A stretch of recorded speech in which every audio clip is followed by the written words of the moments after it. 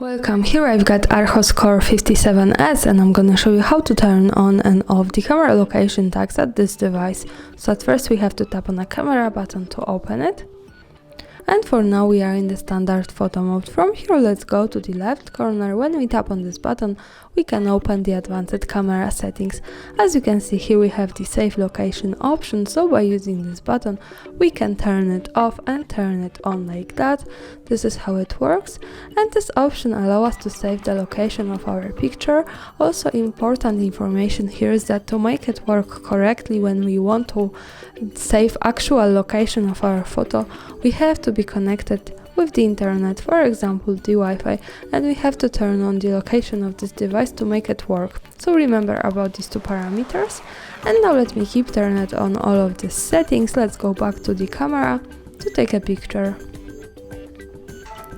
From here let's go to the left corner at the bottom. By tapping on this we get quick access to the gallery, and our picture is here at the first position now.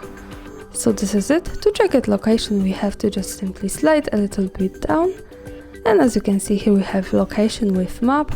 So greetings from Kraków, Poland. This is how it works. Thanks for watching, subscribe our channel and leave the thumbs up.